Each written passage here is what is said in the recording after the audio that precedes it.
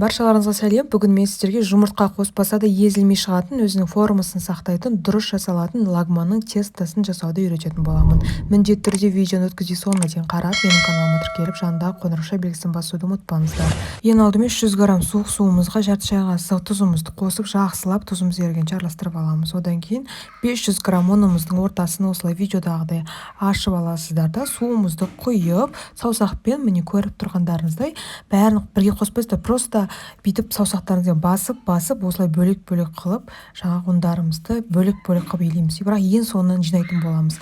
Ең бірінші міндетті түрде осы видеода көріп тұрғандарыңыздай саусақпен ортасынан басасыздар, тек қана араластырмайсыздар. Міне осылай бәрін сумен біріктіріп аласыздар, оның бәрін. Жақсылап біріктіріп алғаннан кейін ғана, міне видео осындай болу керек, содан кейін барып қана біріктіресіздер. Міне біріктіргенде осындай артық жаңағы тесталарымыз шығып қалады. Осы артық тесталарды қайтадан аздаған су қосып, осы тестамызға қосып жіберсеңіздер де болады. Міне видеода көріп тұрғандай басқанда кішкене жұмсақтау, кішкене қаттылау, сондай бір орташа қалыптағы теста шығуы керек.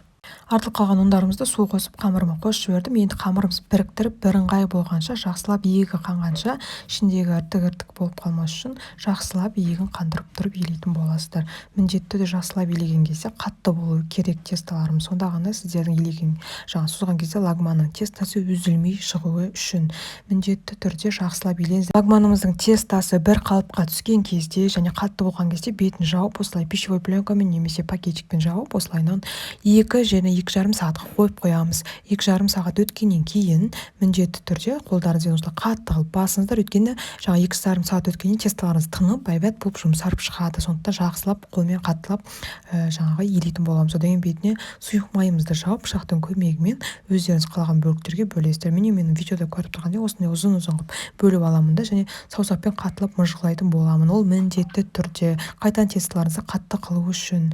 Жақсылап бәрі мыжғылап болғаннан кейін бетін жаңағы пакетигімізбен ауа өтпейтін деп жақсылап жауып қоямыз. 15 минуттан кейін аламыз. Тесталарымыз уже 15 минуттан жақсылап тынып тұрады. Лагман тестасын илеудің бірінші әдісі екі алақанның көмегімен үстінен қатты баспай, екі жаққа қаратай соза отыра тарту. Міне видеода көріп тұрғандай. Екінші әдісі міне осындай әдіс. Бір қолдарыңызбен тестаның бас жағын ұстайсыздар, екінші қолдарыңызбен алақанның көмегімен соза отырасыздар. Сонда бір қолмен тартып, екінші қолмен созу арқылы сіздер міне өстіп жіңішке қыласыздар жаңа тесталарымызды. Содан кейін барып кішкене бұл жуан қалыпта болады. Осы екінші этабы болып жатыр. Тестаның тағы да 15 минутқа бетін жауып тындырып қоясыздар. Май жағуды ұмытпаңыздар. Үшінші этап жаңағы тынған тесталарымызды алып, ең соңғы этабы бұл жіңішке қыласыздар. Міне видеода көріп тұрғандарыңызда екі саусақтың ортасына тесталарымызды қойып, бір саусақпен итеріп, жаңағы созу арқылы осылай жеңіл түрде созылып жіңішке болатын болады тесталарыңыз. Екінші әдісі міне екі саусақпен осылайынан екі жаққа қаратай қозғалта отыра созасыздар. Осында тесталарыңызды уақытта жоғалтпай, ең бір жеңіл жолы созудың. Тестаны қатты созбаңыздар, үзіліп қалмас үшін өзінің иегі қанғанға дейін, барынша созылғанға дейін созасыздар. Одан кейін жаңа тесталарымызды сразу бірден созылып қалған тесталарымызды екі қолдың көмегімен міне екі жаққа қаратай осылай соп арқылы өткізіп аласыздар, видеода көріп тұрғандарыңыздай.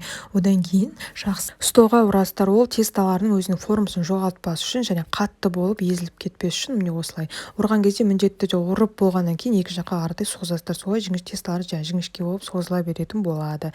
Міне видеода көріп тұрғандарыңыздай.